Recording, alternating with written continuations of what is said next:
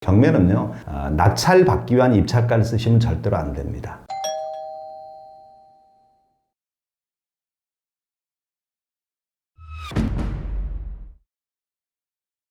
안녕하십니까. 미소경매TV입니다. 여러분, 지난 시간에 입찰표를 작성하는 방법에 대해서 알아보았는데요. 입찰표 작성할 때 가장 중요한 부분인 낙찰가액을 적는 것, 굉장히 고민이 많이 되실 거라 생각이 듭니다. 낙찰가를 어떻게 산정해야 할지 그 노하우에 대해서 한번 살펴보도록 하겠습니다. 경매를 배운다는 거는 입찰 가액을 어떻게 산정하느냐, 이걸 배우기 위해서 경매 공부를 하는 거거든요. 우선은 여러분들이 경매를 다가서는 목적이 뭐냐를 먼저 스스로 생각해 보셔야 됩니다. 내가 좀 집이 좀 현재 약간 협소하니까 좀 넓혀가기 위해서 경매를 도전하는 분들도 있을 거고요. 나는 일반적인 주식 같은 건 나한테 안 맞아, 경매를 좀 통해서 한번 재테크해보고 싶다, 이런 목적을 가진 사람도 있을 거고요. 또 아니면은 나는 부동산을 갖고 월세를 좀 받고 싶다, 이런 분들도 있을 거 아니에요. 그죠? 네. 그러니까 예를 들어 단기 매도를 해서 1년 내에 내가 팔겠다 그러면 아시겠지만 1년 내에 판다는 얘기는 세금이 중과되잖아요. 양도세가. 네. 그죠? 남는 게 없겠죠. 네. 이렇게 된다 그러면. 그래서 자기가 이 목적물에 입찰하려는 그 목적이 상당히 중요한 거죠. 거기에 맞춰서 입찰가액을 산정을 해야 되는 겁니다. 과거에 사례 같은 게 좀 있거나 하면 그게 또 입찰가를 좀 산정하는 데 있어서 참고가 될 것 같은데요. 참고 많이 되죠. 그래서 경매를 좀 전문적으로 하고 싶다 그런 분들은 정보를 유료로 제공하는 사이트가 있거든요. 거기 보면 이제 그 낙찰 사례라든가 이런 게 나오거든요. 네. 어느 정도 통계도 나오고, 그래서 그런 걸 참조해서 입찰가를 산정하는 것도 하나의 방법이 될 수 있습니다.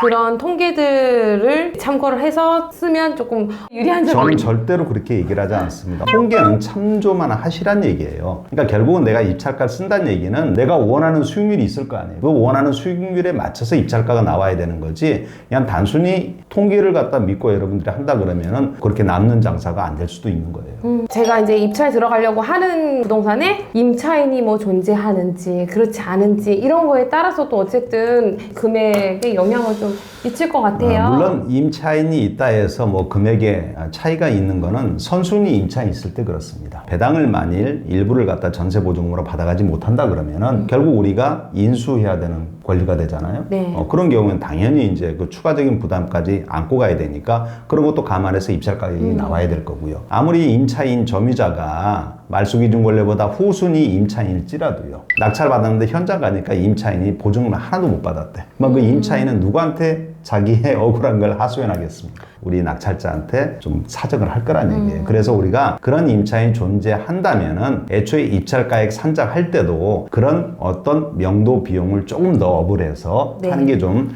낫지 않나. 제가 이제 입찰받은 그 물건이 어쨌든 목적이 투자라고 한다면 얼마에 또 부동산이 거래가 되었는지 그런 것들 좀 알아보는 방법은 어떤 방법을 알아봐야 될까요? 주거용 부동산이다 그러면 그 지역에 있는 중개업 하시는 사장님이 바로 전문가입니다. 네. 그분한테 가서 물어보시니까 가장 확실하겠죠. 미래 가치도 좀 생각을 해봐야 할 것 같은데요. 상당히 어려운 얘기입니다. 네, 미래 가치라는 미래 건. 가치. 어느도 모르죠. 부동산이나 이런 것들 경험을 많으신 법무사님은 그런 가치를 어떻게 판단하시나요? 부동산에 대한 가치라는 거는 그 지역에 어떤 호재성이 있냐 없냐가 상당히 많이 작용하고 네. 있는 것들입니다. 간단한 예로 우리 안산만 하더라도 상록수역에 GTX 신호선이 종착역이 된다 그러니까 그 인근에 있는 아파트가 거의 배 이상이 다 됐다는 겁니다. 거기에서 어떤 개발 행위를 통해서 좀 더 수익을 창출할 수 있는 계기가 있는 게 아닌가, 이런 물건들을 좀 찾아보는 게 중요하겠죠. 그런 정보들을 어떻게 얻으세요, 법무사님은? 여러분들이 이 정보 같은 경우는요, 지자체라든가 이런 인터넷에서 들어가시면요, 도시계획이라든가 어떤 개발계획이라든가 이제 진행하고 있는 내용들, 재건축이나 재개발 이런 거 다 지금 올려놓고 있거든요.